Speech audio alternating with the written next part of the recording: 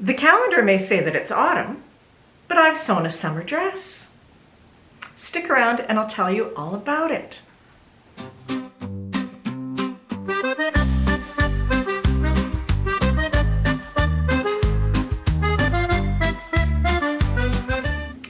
Hi there, I'm Janine and this is Janine Sews. I talk about sewing for the woman over 50. This summer I've been participating in the Busy Bee Sewing Challenge. There are 8 of us doing this challenge and it's loosely based on the Great British Sewing Bee. This video is part 3, which is the Made to Measure Challenge. And like in the Great British Sewing Bee, there's a theme to the Made to Measure Challenge, and the theme that we were all assigned was make something for the Mediterranean, or something that felt like the Mediterranean. So I made a Mediterranean dress. I'm wearing it. Last December, I bought this fabric. It's a crinkle cotton that's 98% cotton and 2% elastane, and I bought it from Rick Rack Textiles here in Calgary. When I saw it, I thought, wouldn't that be a really pretty dress or jumpsuit or something for summer? So there it was. I got it at the end of December and it sat in my stash. Because honestly, we didn't have much of a summer this year. We didn't have that nice lead up with beautiful weather and everything blooming and the days slowly getting warmer. No, it was really kind of a crappy spring and early summer. I will tell you that my sweet peas that are here, I planted them the second week of May and they've just started blooming like 2 weeks ago. So we didn't have a great summer, which meant that I didn't look longingly at the summer fabric in my stash and say, oh, I really need to sew something because I want to wear it now. No. So when the Busy Bee Challenge came up and the theme was Mediterranean, I looked at this fabric and I thought, gosh, that really looks like a pretty Mediterranean blue. Now, I've never been to the Mediterranean, but I've seen movies with the Mediterranean in it. And everything seems to be really beautiful, clear skies, and the sea, the gorgeous blue sea, and people standing around in the breeze, in billowing dresses, in the sunshine. And this fabric just looked like that to me. So I knew I had to use this fabric for this particular challenge. I dug through my pattern stash to see what I had that might work with this fabric because I had just over 3 meters of fabric. Most of my dress patterns are for knits, and this year I am trying to sew more wovens, trying to improve my fitting skills working with wovens. I don't have a lot of woven dress patterns. I've got a few, but they are either super voluminous, very relaxed, like beach cover-up style dresses, or they're 1990s office style dresses, tailored and fitted. That wasn't going to work with this fabric. I also wanted to make sure that I picked a pattern that would give me a waist. I'm really trying to find things where it comes in a little bit at the waist because that's the place where I personally want to add shape. Last year I had sewn the Cashmerette Club, I think it's the Kineton dress. I'm going to pop a picture up here. And I've not worn that dress at all. I think I wore it twice last summer. I didn't even touch it this year. And there are a couple of reasons why I'm not really in love with it. I mean, I liked it when I made it, but I have not gone back and worn it. But one of the reasons why I think that I don't like it, and the shape isn't necessarily appealing to me, is that it just has that one single row of elastic at the waist. And I don't think that that gives as much waist definition as I want. And then I remembered I downloaded another Cashmerette Club pattern, and that was the Franconia dress. So that's the pattern I chose. Franconia dress it's made for wovens. It has dolman sleeves, It's got inseam pockets on the skirt. It has a bound neckline. Well, I'm wearing it. Bound neckline. It's got a faux button placket down the front, so it looks like it's a button-up dress, but it's not, which means no gaping and also no sewing buttonholes. And then it has a sheared waist. I had plenty of fabric for a dress like this, so that's what I decided to make. Although it's a dress with a lot of gathering, so it's not super fitted in the top, I still cut my regular size, which was a 16 EF for the bodice, and then I graded out to an 18 at the waist. I added an inch to the bodice length because I find sometimes cashmerette patterns are just a little bit too short-waisted for me, or it could be also that I prefer things that are a little bit lower on my waist, the little bit of waist that I do have. So I cut it out and I started sewing. It's actually a very easy make because it's got the dolman sleeves. The neck binding, I stretched just a bit, because of course it's bias binding. I stretched it just a smidge. I'm hoping that I can press that out some more. And I sewed up to the point when I had to shear the waist. I may have done waist shearing once in the past. I had elastic thread around, so I must have tried it at least once, but I don't have a lot of experience with it. And on this, you shear the back section, and then you shear the two sides of the front separately. In the instructions, they said, be sure that you practice this first. So I wound a button with the elastic thread, or a bobbin with the elastic thread, and I got some fabric, and I sewed a sample.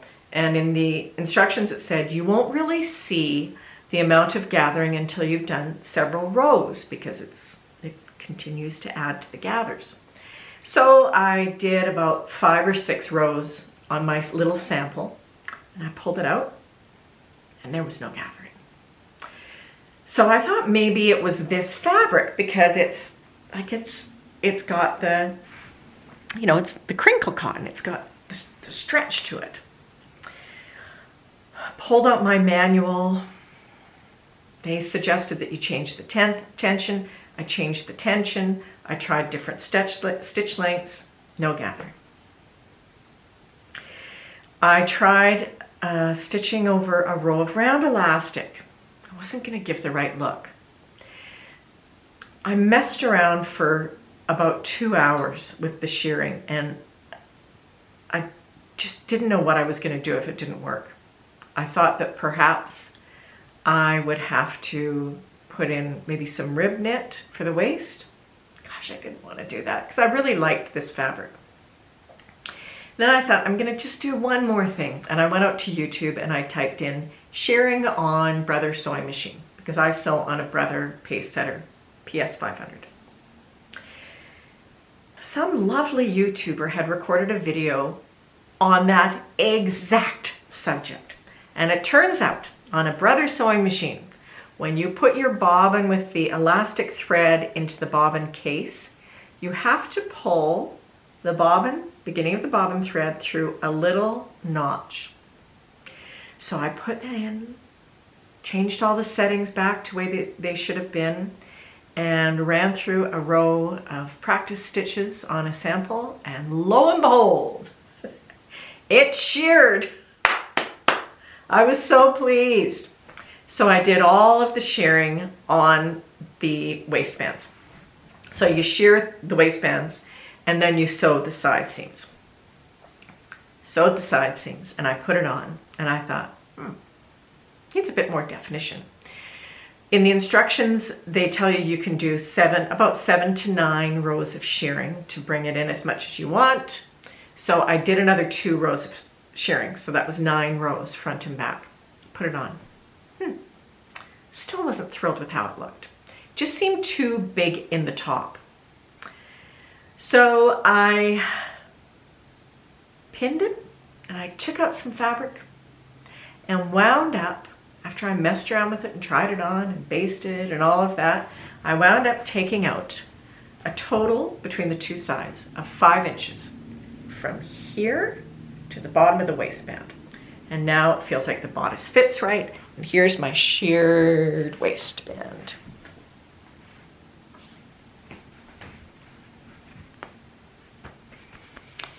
And it doesn't seem like there's too much fabric here. Before, it just felt like there was a lot of fabric in my bust. It just looked too big. So yeah, 5 inches taken off there. I'm not positive that adding the inch to the bodice length was the right thing to do, but it's done. I don't think it's terrible.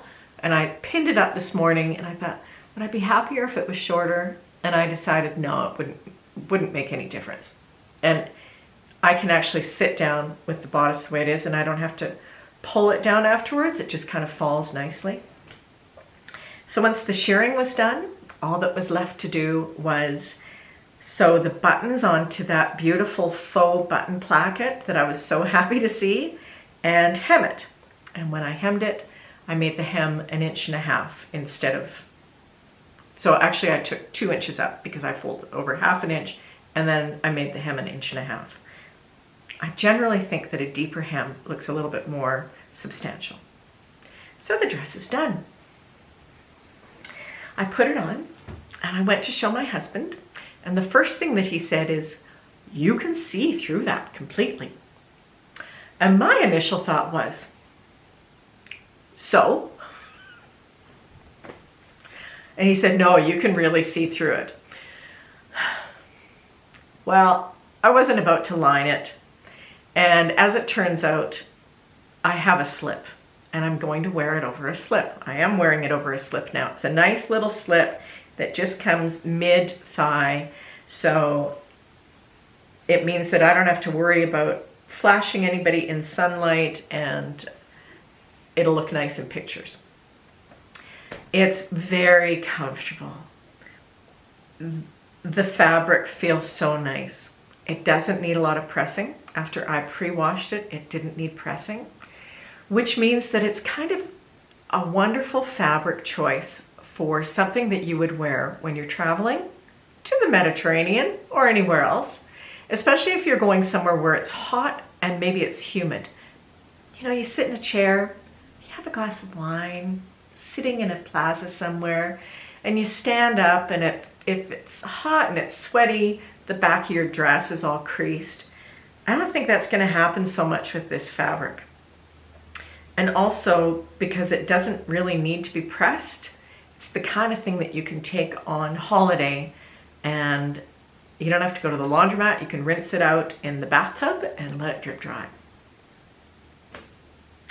This is my made-to-measure Mediterranean dress for the Busy Bee Sewing Challenge. I want to thank the members of the Busy Bee group for including me in this challenge. I was the only one who was across the pond. Special thanks to Sam and Christine, who did so much work setting up this challenge. I've linked the videos down below for the other 7 participants in the Busy Bee Challenge. I hope you'll go and take a look and see what they made for their Mediterranean made-to-measure. I will use this pattern again because in spite of the problems that I had with the shirring, it's a relatively simple make. It does need a fair bit of fabric and it does need a relatively lightweight fabric, but I would certainly try it again. And I'm interested to try more shirring.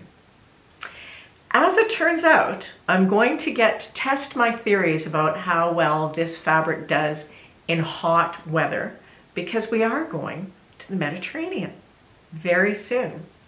And I'll see if it creases after I've been sitting around on a plaza having a glass of something cold.